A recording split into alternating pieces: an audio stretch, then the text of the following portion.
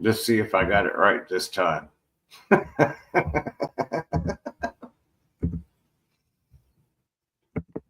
So I'm going to go real quick and open up chats because I forgot to do it beforehand.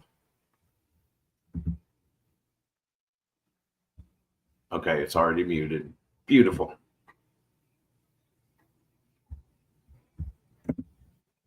Hopefully, test, test, test. Can you hear me? Or am I talking too low?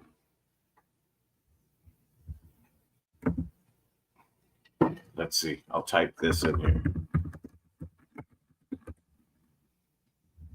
Yay! See, that's kind of cool. So much easier.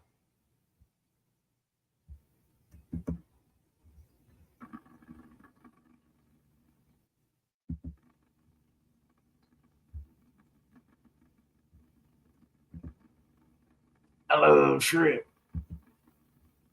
Let me see, make sure everything's still there.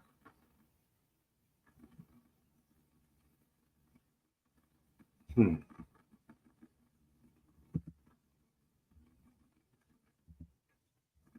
Let's see. I'm learning. I'm learning. I'm checking it out. Sounds good. Okay, cool. Did you get the shrimp, Carrie? Because apparently J&N Aquatics, Jeremy, has not received his yet. They got stuck somewhere in transit. So hopefully you like what I sent you. I sent you a bunch of goodies.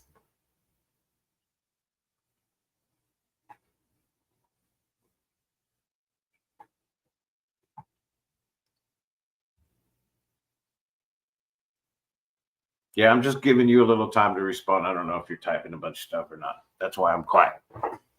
No other reason. But so I don't know if everybody knows. I know I've been a little bit out of it for the past couple of weeks. I've been getting ready for an expo that we had last week, and I did a lot of work. It was my first time to do an expo by myself. Does that make sense? I did 2 days ago, but got hit by a tornado last night. I hope they do. Oh. Okay. Wow, that's crazy. I hope you're okay. I know weather's been all funky over there. It missed us. So, like this morning, it rained a little bit. It was weird. It was one of those just dropped rain and then it stopped. And then, what's up, vibes? Um, and then it stopped, but I didn't pay attention to it. I opened my window because it was nice temperature outside. Still hazy. Last night, noticed during the eclipse and everything, it was real hazy. The moon looked all funky. And, well, after the rain this morning, looked at the cars outside and it looked like it rained dirt. Cars are like all of the cars in the neighborhood are just coated in dust. It it would look like it was nasty rain. So I closed up the windows. Um, no longer have the windows open. It is still a little bit hazy outside. It's getting better, but supposedly there was some West Texas dust storms that blew in with those storms that are now to the east of us up there. But hopefully everybody's okay.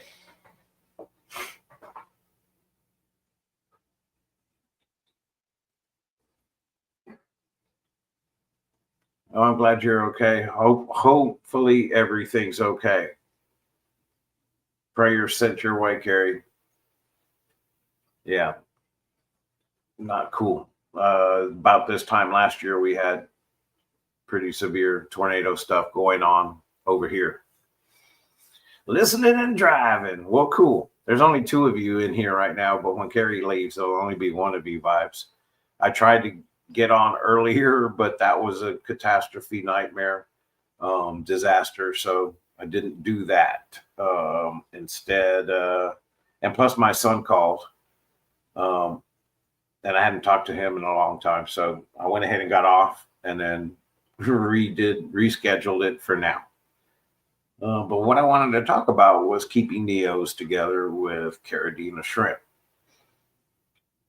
So let's rewind a little bit. Then we go backwards to a time where, I don't know, basically you're keeping your shrimp, you have Neos or you have caridinas. You don't want to do either or. Sometimes maybe you don't want to do caridinas because you're worried about the water parameters. And anytime I'd go on to Facebook, anytime you go into chats and you say, hey man, I'm having this problem, can you help me out? The biggest question is, what are your parameters? Great, right? I guess it's become so standard of a question that this weekend at the expo, when I'm selling my shrimp, I took some blue neocaridinas and I took some PRLs. That was it for my shrimp. I only took those two strains and I didn't take very many of them. I really overloaded on taking Wassertang, hooker moss, bobitus, anchor moss. I'm trying to think what else, but I loaded heavy on the mosses and plants. So yeah, and that's, I figured, and it took me all night. I also took a bunch of clown killifish pairs and some Vienna guppies and some double Japan blue gold double tail sword guppies, some pairs and trios. But I stayed up all night bagging, get out there to the show. Everything that I have there at the show, it started to become a thing, almost like if it was scripted, where I'd have to explain everything you see on this table comes from my tanks. And for the most part, everything's together. It did not tell me you came back on. Ugh, I just came back on. I just started a little while ago at 2:15. But so I tried to explain to everybody at the swap, because that was a big question of, can these go together? Yes. I mean, they survived me, so they're going to survive you. And they always, well, what are your parameters? Well, great. What are yours? Because that's what I'm starting to feel like with the general statements of, just like when you see somebody and you're, hey, you hadn't seen them in a long time. Hey, how you doing? Great. How are you? Great. And you walk your separate ways. Well, what are your water parameters? Great. How are yours? And walk our separate ways. Because do I really have to get into all the specifics of what the water parameters are? Do I really? And that's kind of, it was almost annoying, but at the same time understandable, if that makes sense. People aren't used to seeing, I guess, homebred shrimp that I believe are pretty hardy. Like I said, if they survived me, they're going to survive anything. Not that I'm a horrible fish keeper or shrimp keeper by any means, but I do sometimes test the extremes. Sometimes not voluntarily. Sometimes it just ends up happening that way. So how was the swap? Overall, it was great. It was awesome. I talked to a lot of people. I sold a lot of fish and shrimp and mosses, not as much as I expected to as far as the mosses go. It's like my hooker moss. I took, I don't know, 32 containers like this. Watch.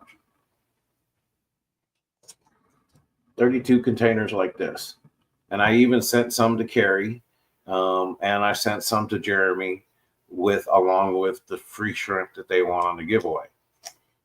but this was the little cups that I had. And I had like 24 of anchor moss, 30 of Sawasser tang, 32 of hooker moss, and then I had several of bulbitis, rhizomes with leaves, some really nice, because I have bulbitis everywhere. With the shrimp, and that's why I tried to explain to everybody the reason I only took the blue neos and the PRLs is because it doesn't matter really, unless you have horrible water parameters, the shrimp are going to survive. Whether they thrive either way, whether the water's soft, too soft for the neos or too hard for the PRLs, they're going to be okay.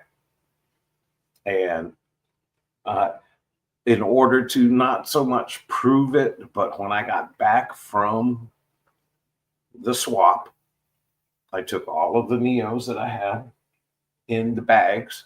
And mind you, I was so beat on Sunday after the swap that I basically did nothing.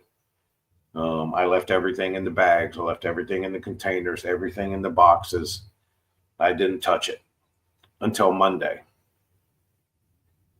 I think it was Monday. It might have been Tuesday, but I believe it was Monday morning when I unbagged everything. So the blue shrimp that I still had left over and the crystals that I still had left over, I just put them all in the same aquarium. To me, that was the easiest thing to do. Instead of putting them back into the aquariums that I pulled them from, I wanted to put them in this aquarium that was essentially empty and no substrate. All it has is an air stone, no filtration, and I put the shrimp in that tank. Kind of quarantine them before they go back, if that makes any sense. And the leftover hooker moss I put in this aquarium to kind of give the shrimp something to graze on. So that's what I wanted to share with you guys. And since I don't have the 2 cameras set up, let's see if I can get this to work.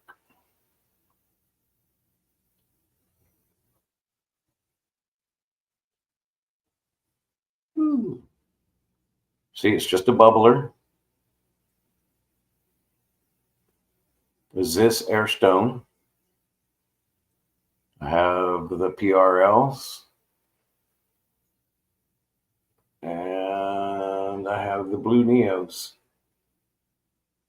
It's a little blurry. Come on, guy, get in focus. Get in focus. You can do it. I believe in you. Let's see. Do the finger trick, right? Oh, it's almost there.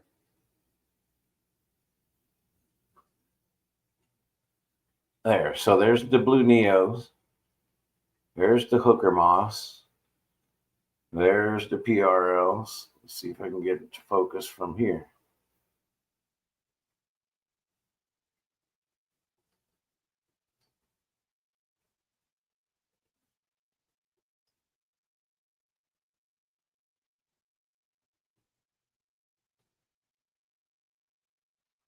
Pretty cool, huh? When it focuses in, it looks really, really pretty. This is a bookshelf aquarium, 6 gallon. I was going to take this to the swap with me and have shrimp and fish and mosses and everything with me as a little display. I think that's presentation is a big part of it. And I kind of missed the mark on that one. But it was my first time by myself. I know what I want. I know what I need to do to successfully pull off an event like that. Shh, I'm keeping it under wraps. It's a secret. But yeah. So, have I answered the question completely? Can you keep them together? I don't think I've answered the question completely. And I believe everybody knows that you can, because now more and more people are breeding crystal shrimp in neo parameters.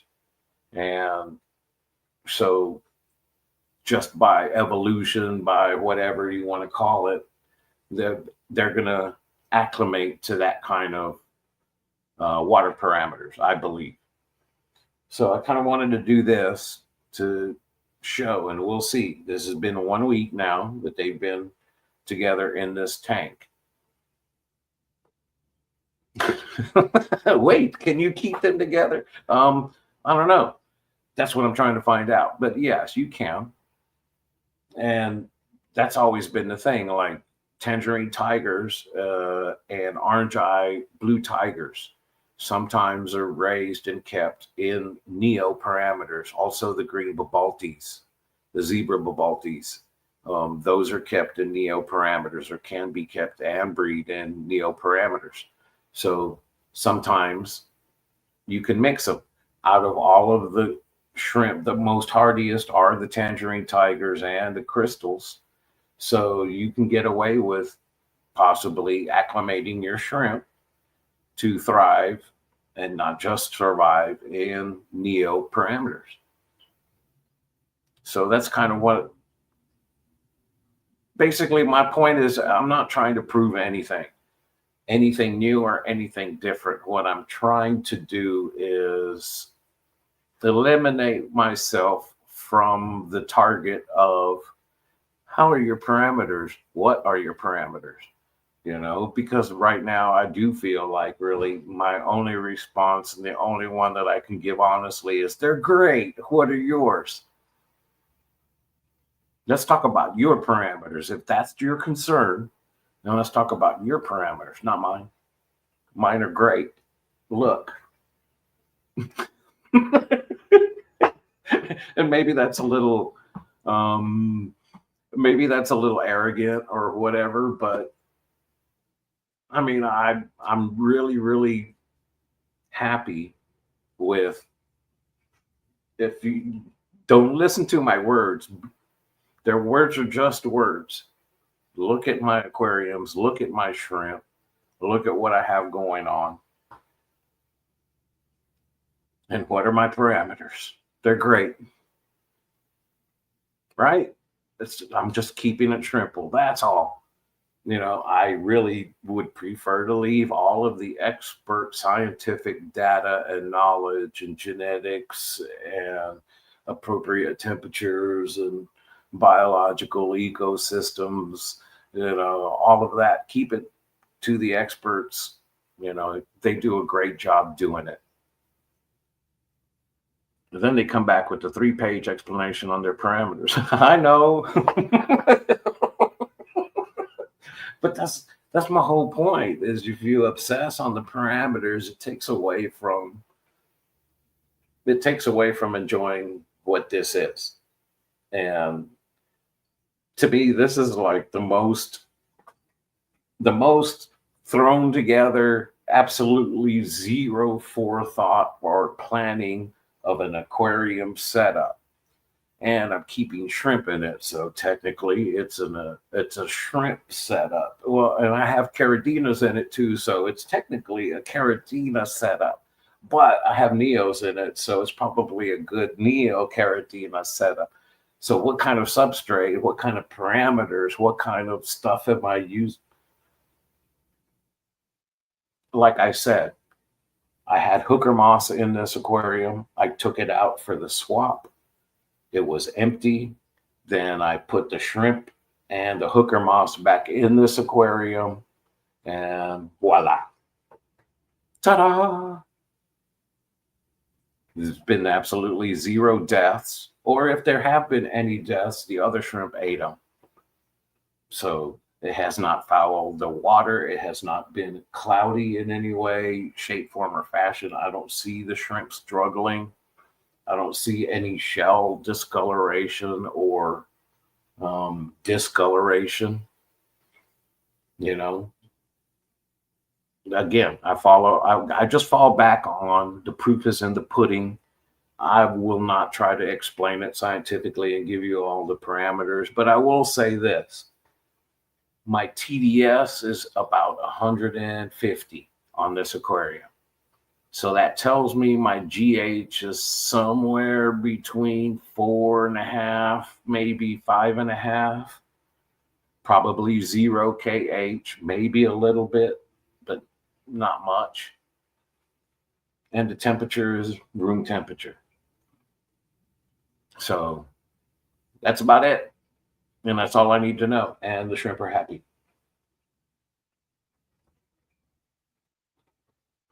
What's up, Mark?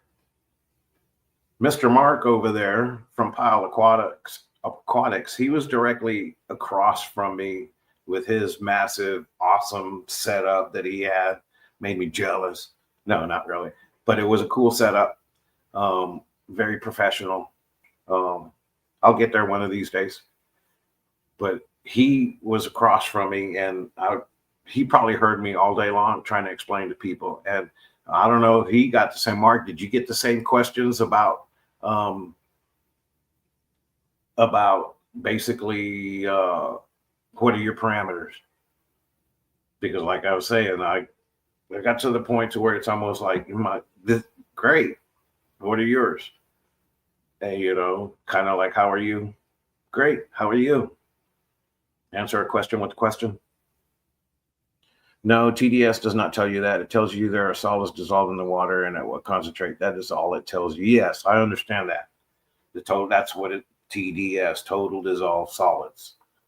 But in general, from a shrimp keeper's aspect, that's always been something that you could look for, that certain degrees of TDS equates to a certain amount of GH when you're remineralizing with GH salts in an RODI zero water, zero TDS.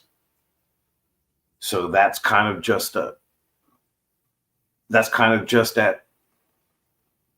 where I a lot of us shrimp keepers do.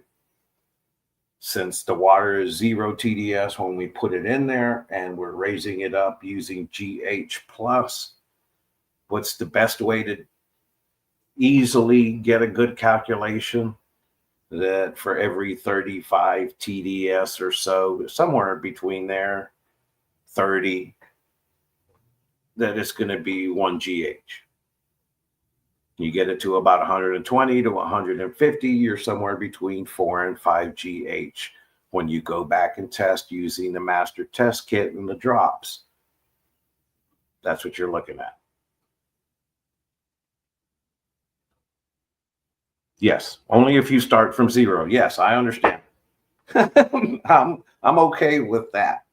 But that's just, like I said, that's the keep it shrimple way without getting into the scientific data and the actuals of what's really. I mean, I don't know what you're measuring when you put in that pen in there. What are you measuring? What are the dissolved solids? It doesn't just mean you're getting GH. No, I know it takes a lot of other things, but starting from scratch with filtered RODI water, adding my GH plus, I use my pen to get me about 120, 130 TDS, and I know my GH is about 4.5, and I'm good. It's keeping triple. Oh, everybody left. It's just me and you, Mark, I think, if you're still here.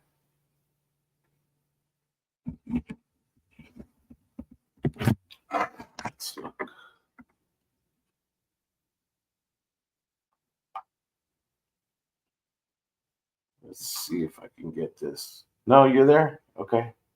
Hey, Joseph. That should come into focus. It should.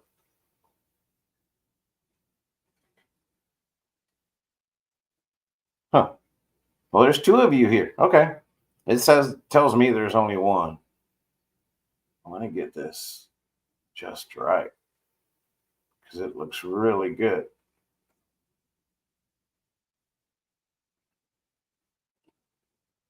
There we go. There we go. That'll work. Beautiful. You're just doing some much needed cleaning in the reptile room. Yeah, I get it. And that's basically that's all I'm doing is doing stuff here in the fish room. I saw a couple of streams this morning and it just kind of gave me the itch. Um, I was gonna, and I probably still am gonna do a little bit of a video, a long form video with about this tank and the shrimp, and just kind of explain my thought process because, like I said, I getting the questions that I got about what are your parameters, and by the end of the swap, I pretty much what's going on, Johnny? By the end of the swap, I pretty much my answer was when people were saying, "Can you keep these together?" And I just instead of going through a big long diatribe, I just said, "Yes, yes, you can keep them together. Everything you see on the table, you can keep together. Everything that's on the table is comes from my tanks done my way, which is I don't go and master test kit my aquariums every 30 minutes to see how my parameters are doing.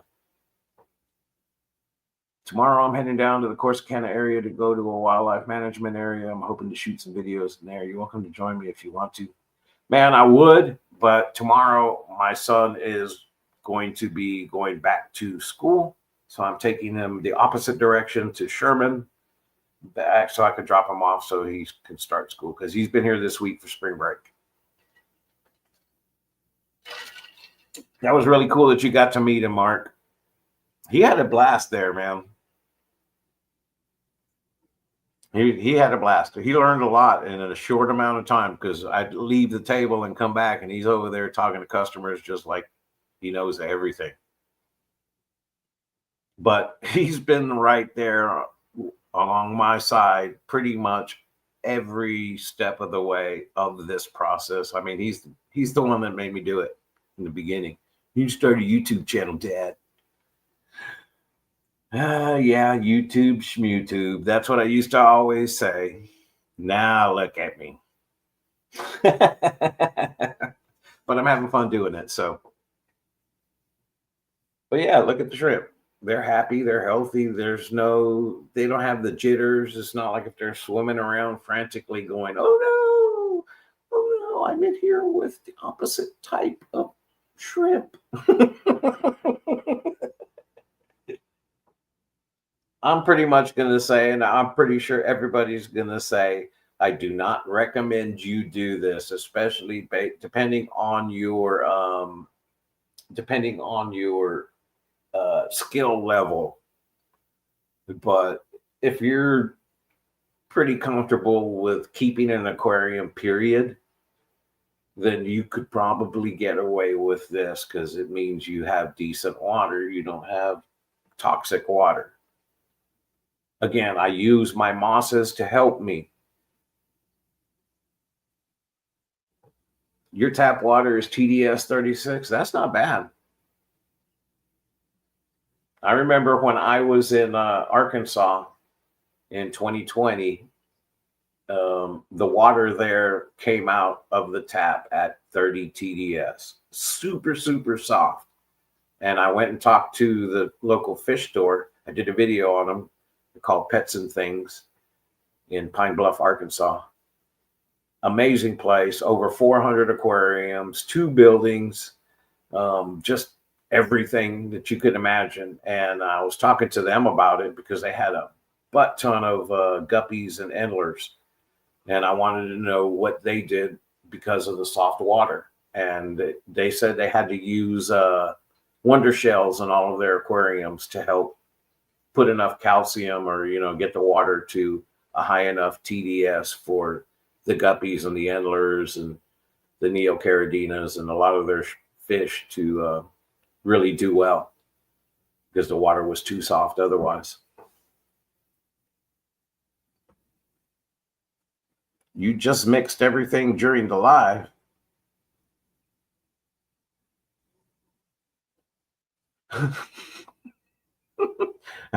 Crushed coral. I get it. Gotcha. Yeah, I did a video on that too. on how I test my. It was a little short video. Well, it was on the long form side because it was 3 minutes long. But it's one of the first one I did called in my Papa Shrimplets, and that one it was showing my test kit. But what I was pulling out when I got my pH meter, because I have a pH pen calibrated, it got the calibration fluids, everything. But I got that out and I started pulling out my master test kit. I started pulling out my test strips and all this other stuff. And I made a point that you got to look at the expiration dates, because that can really get you in a rabbit hole if the test kit you're using has expired or the test strips have expired or whatever. No, I'm serious.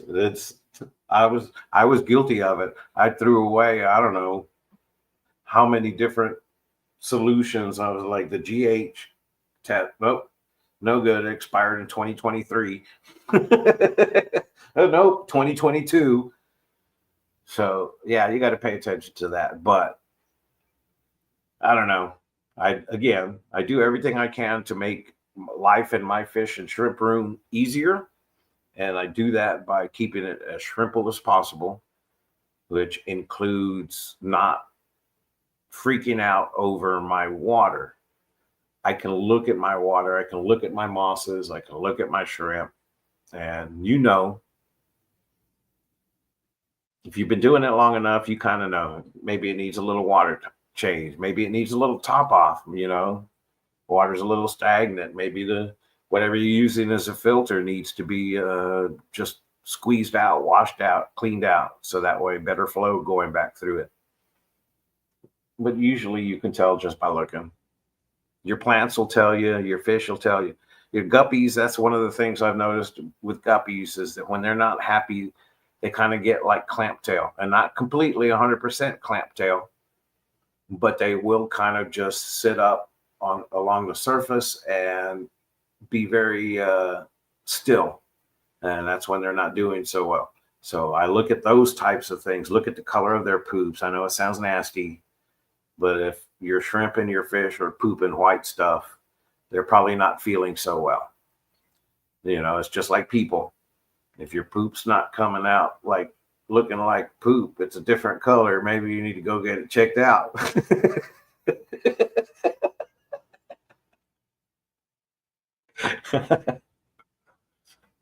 You don't have a GH and KH test kit? I don't know what it is from my tap water here in New York. Oh man, that's the thing. You can get the strips. Some of the strips do have at a Petco. Go get you a little 5-strip test kit thing.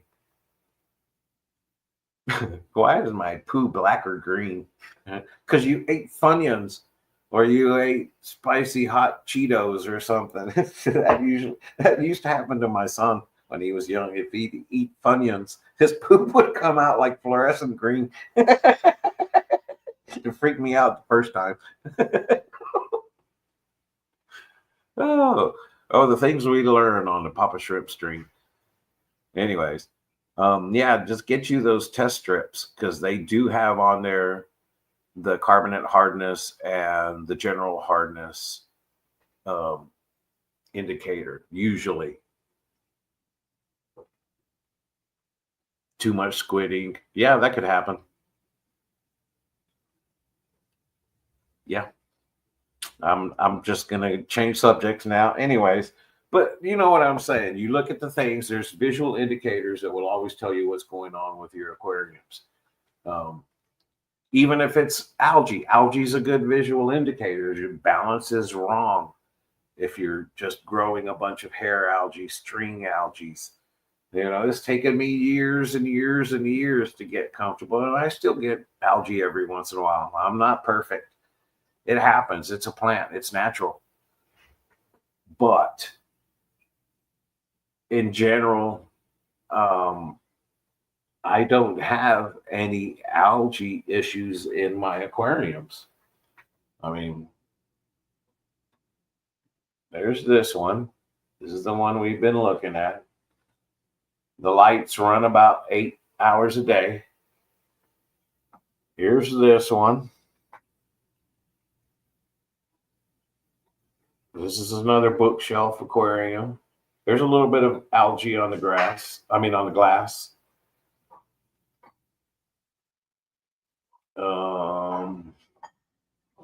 Let's scoot down over here. Whee! Let's go for a ride. I'll try not to damage anything, break brain. I'm squeezing back in here. That was my mouse. So here's my Sawasser tank. This also has my blue Rillies. Then over here, this has the green Neos and Bulbitus. No algae issues. Here's my Vienna guppies. No algae issues.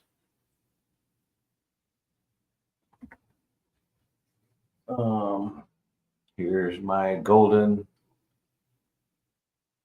tigers. No algae issues. The PRLs this was the 100 shrimp that I put in here. I made the video on it. But this is the tank that I took out shrimp for the show. So now they're in that other aquarium with the blue Neos. Here's my black PRL or black PBLs, pure black lines, and hooker moss. Here's my project tank with metallic pintos. I got some orange eye blue tigers in there. A bunch of fry, but no algae issues. These are my blue steels. These are my Black Galaxy pintos. I mean, here's one. This tank has a little bit of algae.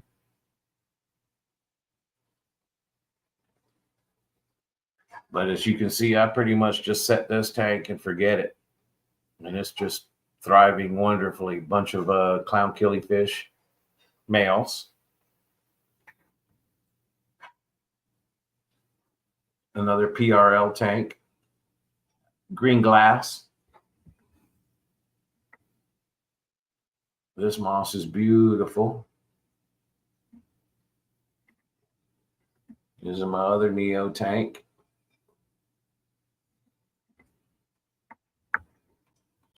Black Galaxies. No algae issues in any of this tank I'm taking apart. I'm redoing it, resetting it. My red pintos. PRLs. Now I can go on and on. All of those tanks.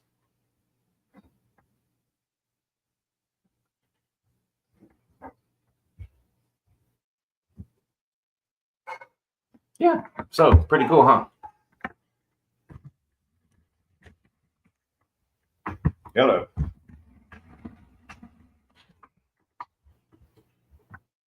JBJ hat. I love it. Love that color. Aquashella. Woohoo. So let's go back over here. Let's see if we can.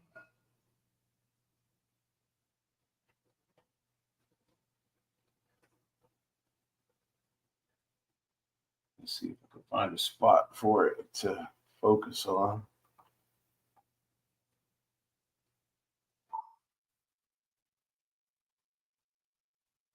Come on. Oh, I had it last time.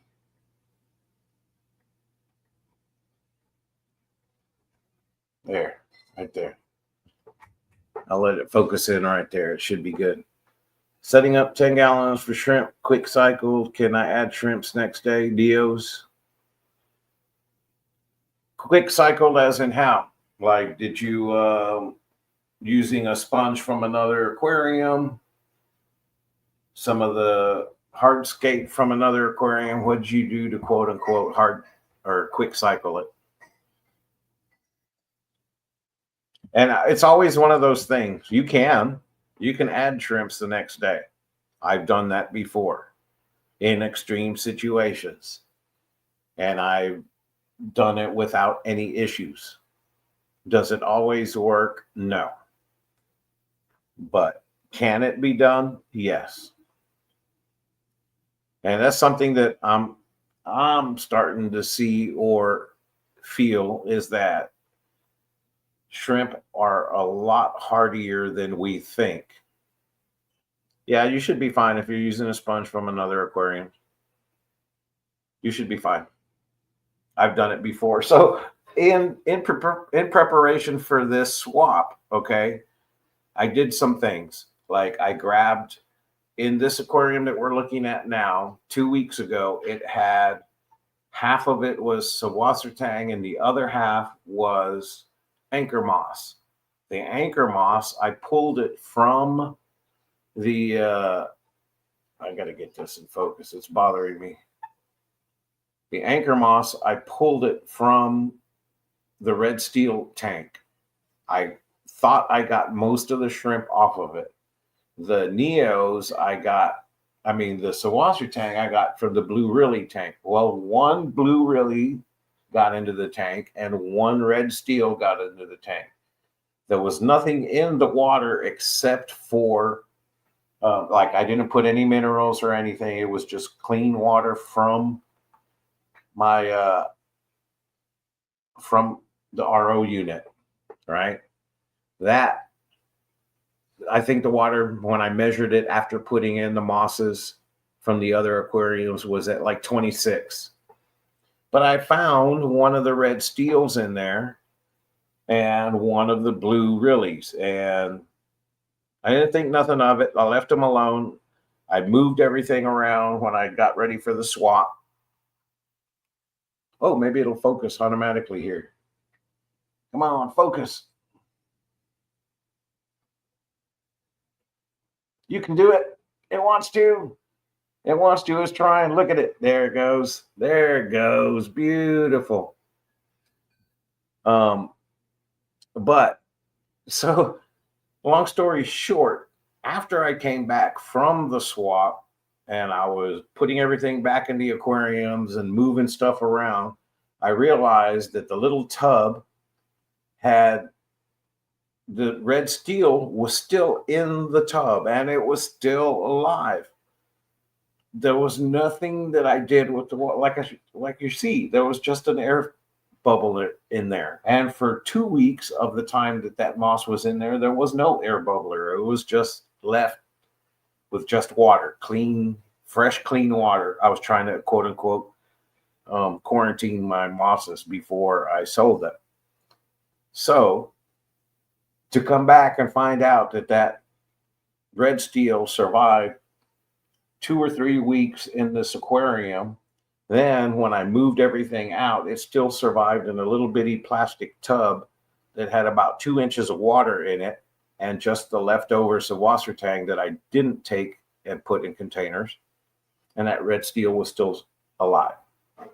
So he went back to the original aquarium and he's had no issues. He's doing fine. So again, long story short, shrimp are a lot hardier than I think we're used to them being. And maybe 5, 6, 7 years ago, yes, they were still very sensitive. A lot of imported shrimp coming into what do you call it? Into the country from other countries. A lot of stress being put on those shrimp. And I think that's probably the only downside to imported shrimp is that they are a little bit more stressed than what you would think, because they do get moved around from tank to grow out tank to bags to go through customs, go through airports, go through a new tank, new waters, new country. Everything's different. So I think that's something that when it's homebred shrimp, when you're doing them here, and when they come from the US, when they've come from tanks of shrimp keepers like myself that have been keeping them for a long time and putting them already through the extremes and they're surviving and thriving, then yeah, when I put them in a bag, put them in a box, and mail them to you, 9 times out of 10, they're going to survive and they're going to thrive and they're going to be just fine no matter what your parameters are, depending on the shrimp. Now, if it's something like I'm not going to mix my metallics, my metallic caridinas with my blue neos, not yet, anyways. If I get some orange eye metallics, then since the orange eye trait I know is coming from some of the orange eye blue tigers that are being kept in some of the extreme parameters, not extreme, but closer to neo parameters, then hopefully I can breed that genetics into some shrimp, and then maybe I'd try it. But I'm never going to do anything like that that's just insane. It may seem insane, but no, I'm not going to go to those extremes. The shrimp I got from you are still going. That's awesome.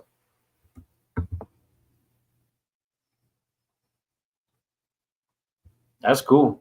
Yeah, I was surprised, Mark, that when I got home and 2 days later, when I unbagged everything, not a single death from the clown killifish to the guppies to the shrimp. Everything survived. Even all my mosses and all the plants and everything, they're still just like if they never left, just like the moss you see on the screen right now. Imported shrimp from homebred shrimp keepers. It's a game changer. Yes, definitely. Um, I mean, it just goes to show like what Rob does with Flip Aquatics is that's something that now has become the standard because he's basically once he gets the shrimp, he leaves them in an aquarium quarantined, separate from all the rest of the shrimp, and he'll quarantine those for 30 days before selling them. And that's because usually imported shrimp will be stressed. And when imported shrimp are stressed, that's when they can really magnify the effects of whatever bacteria or funguses that they already carry. These shrimp already have all of this stuff, but stress will pull it out, just like almost 90% of fish out there, especially at the pet stores, they have ick. And that's because they're all stressed out. And, I saw a video or somebody had explained something about that, it doesn't really go away. It's always there. It's just certain conditions make it come out, and stress is one of those. Of course, like I said, I'm no scientist, but I know the difference because I have imported shrimp. I have purchased imported shrimp before, and I've only run across the Elabiopsidae fungus in shrimp due to dealing or handling imported shrimp. I've never had any kind of bacteria or fungus from my shrimp. I'll correct that. I don't want to, lie. Don't catch me lying. I have had bacterial issues. I have had shrimp die-offs. I've had unexplained deaths. I have one of my tanks that is recovering quite nicely now, but there was a little while, about a 2-week period, where almost every day there was a shrimp that was not alive in the tank. So I did some water changes. I cleaned it out a little bit, removed the detritus, filled it back up. No panicking, no chemicals, no additives, no resets. I just did some water changes, and over a period of a couple of weeks, got it to where everything's been fine. Do I have a list, caridina, do you have available? Yes. Actually, you can go look at Papa Shrimp Aqua, like Aqua, tx.com. And there's a list of what I'm going to be selling. Um, I I'm still in the middle. I haven't published it yet, but it is active. I do have a website. I'm trying to get everything uploaded. It's wow. When you're building these things from the ground up, it's a a lot of work up front to put in all the pictures, all the descriptions, all the blebity blebity blebity. But I'm working on it. But I have PRLs, PBLs, red pintos, Nanancies, black galaxies, um, red steels, and that's what I have for my caridinas right now. And then for my neos, I have blue and blue reallys. I'm still building my green colony and still trying to stabilize it. Green's hard to work with; it's hard to stabilize, so I'm working on it. Um, and that's it for the shrimps. And I'm shipping now. I think we're mostly past weather issues as far as freezing. I hope we might see another one, but I doubt it. Um, but yeah, for now, same as usual. Send me an email. Let me know what you're interested in. I can send you pictures or whatever. I mean, I have to get all that stuff going anyways. And it's kind of weird on the website because it's not because since I don't have 20 million products, it looks kind of, empty, but it's all the stuff that I know I have plenty enough to where I'm not going to be selling out next month. Yep, shrimps from Petco, PetSmart imported. Yes, I agree.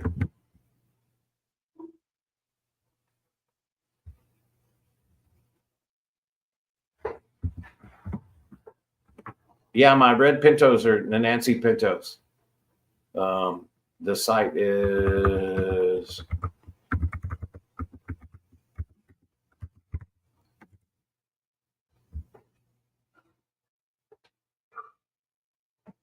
I don't have the pictures on there yet on the website. So I'm working. Like I said, I just started doing it yesterday, um, and then I've been trying to fiddle here and there with getting all the stuff set up. The main thing was I wanted to make sure the domain, the site, the shipping, um, that was set up. So now I got to fill all the placeholders if that makes any sense.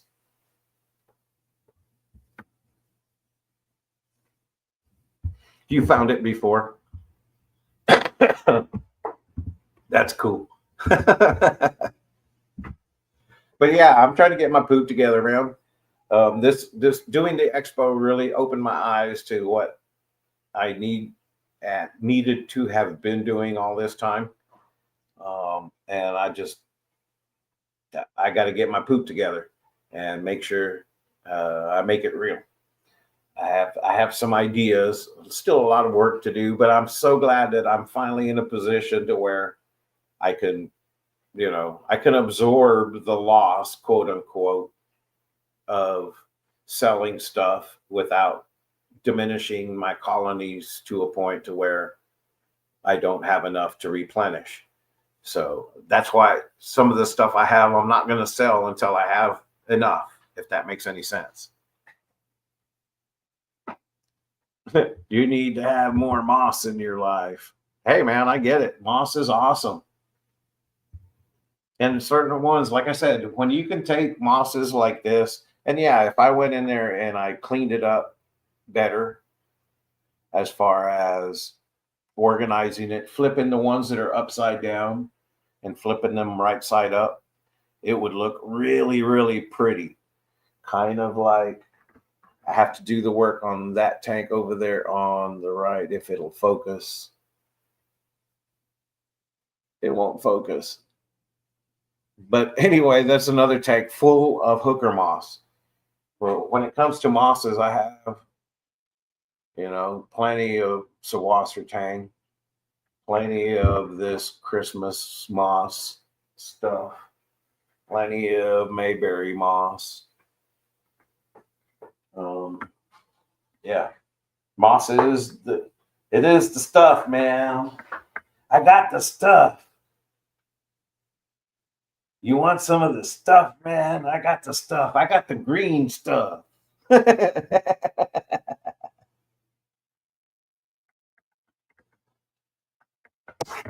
Yes, it'd be better if you did it via email, Daniel, for now, until I get everything set up on the site. I mean, it is set up. I just haven't tested it. I need to go through the process of testing it to make sure that it has a little tutorial on your first test order to make sure everything's working. Otherwise, just hit me up via email. I'll send you some pictures. Let me know what you want, and I'll ship it to you. I'll ship Mondays, Tuesdays, and probably Wednesdays, but not Thursdays or Fridays. Cool. But yeah, I kind of just wanted to talk to everybody, let you know. Kind of snuck it in there because I wasn't ready to say anything really just yet. But yes, I'm putting together my website so I can have more stuff, at least be able to, for you to go look and see what I have and show some pictures. Kind of get a look-see at everything that's going on. And hopefully I can sell a few things and make more room in my aquariums to do more stuff and do more breeding and to grow more shrimp and fish. Saturdays are actually a good day to ship.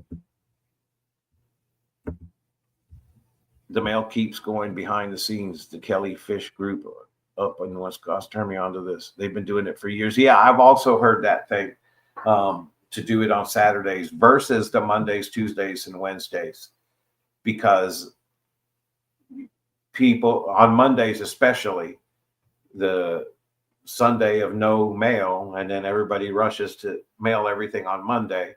And you're right, the mail people will kind of ignore that stuff. So I might try that too, shipping on Saturdays. I'm not opposed to trying it. Like I said, I'm not really worried about my shrimp not surviving the trip. I pretty much feel comfortable with the way I do shipping. Been doing it for quite a while now, and it's probably not what most people are expecting, but it's what I've done forever. Does it like cool, cold water or warmer? Which does it survive best in? I believe it survives best in just since I don't use heaters on my aquariums. Just I don't. I have no need for it. If I was breeding probably some rams, yes, I would have a heater to do my ram breeding. Maybe even if I had some Shelleys and was doing some cichlid breeding. But again, it goes against keeping things shrimple to add that as one of the other parameters on what are your parameters? What's the temperature? What's the barometric pressure? What level do you keep your aquariums at? What angle is it placed at? How far is the light away from the top of the water surface, et cetera, et cetera? How many kelvins are in your lighting system? Whatever, man. But yeah, so the answer to the question is, can you keep Neos and Caridina shrimp together? Yes, you can. See? Now I know what you're saying. It's only been a week. So let's see how they're doing in a week or two, a week or three. Maybe see what they're doing like next month. I'll keep y'all updated. But this whole rack is moving really soon. I am going to replace it with 6 10-gallon aquarium rack. So thanks for hanging out with me. Appreciate the patience. Sorry I had to do take 2. I'm going to play this video, and before I do, I'm going to make sure I got to do this, right? All right. I love shrimp. Who else loves shrimp? I love shrimp. Who else loves shrimp? Peace. See you next time.